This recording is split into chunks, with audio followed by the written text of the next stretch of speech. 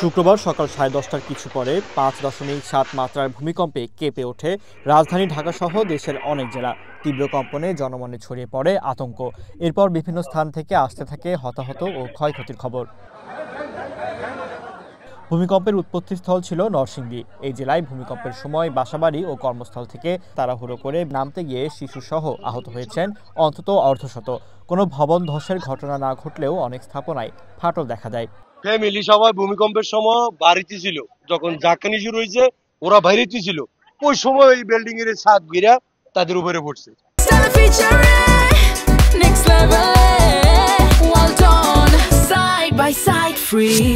40 দিকে হইতে হওয়ার পরে বিল্ডিং পরে সবার আনা হয়েছে, আনার পরে বাচ্চার অবস্থা সিরিয়াস, সে বাঁচবে কিনা এটা বলা যাচ্ছে না, রক্ত তার বন্ধ হচ্ছে না। ভূমিকম্প রিলেটেড সমস্যা নিয়ে প্রায় 45 জন আমাদের এখানে এসেছেন, চিকিৎসা নিতে এসেছেন। এর মধ্যে 2 জনের অবস্থা ছিল মারাত্মক। 2 জনকে আমরা হেড ইনজুরি ছিল, 2 জনকে আমরা চিকিৎসা দিয়ে ঢাকায় রেফার করেছি। আর বাকি যারা আছেন সবাই হাসপাতাল মানে ছোটখাটো ইনজুরি নিয়ে আসছে। কম্পনের কারণে বাড়ির দেয়াল ভেঙে নরসিংদীতে এক শিশুর মৃত্যু হয়েছে। মারিতা গ্রামে মাটির ঘর ধসে মারা গেছেন এক প্রবীণ।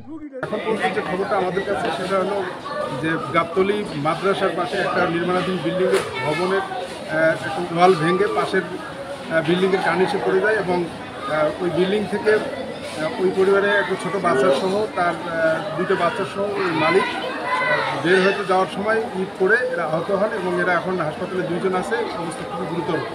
এছাড়া পলাশে একজন খুব গুরুতর সংবাদ আমরা পেয়েছি।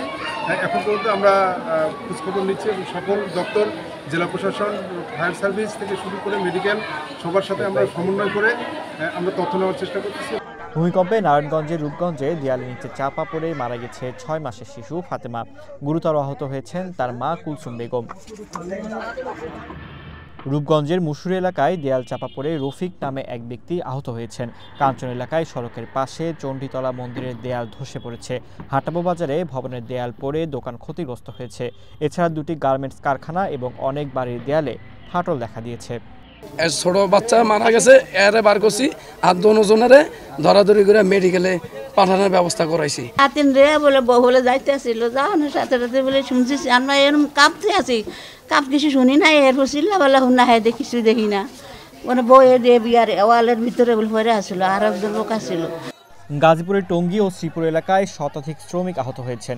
ভূমিকম্পের সময় আতঙ্কিত হয়ে তাড়াহুড়ো করে বাইরে বের হতে গিয়ে এই ঘটনা ঘটে।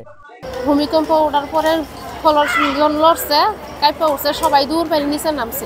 নাম ঠিক আছে, কিন্তু আমাদের এসএনসি পয়েন্টটা নিরাপদ, এসএনসি পয়েন্ট যদি বলবো, সেজন্য আমি বলছি সিকিউরিটিকে হাতে ধরে একবার পায়ে ধরে একবার ভাই গেটটা খোলেন। ওরা কি করে আরো তালা মারতে যায়, বাধা দেয়, গেটে কেউ জানে আসে না, গেটে থাকে।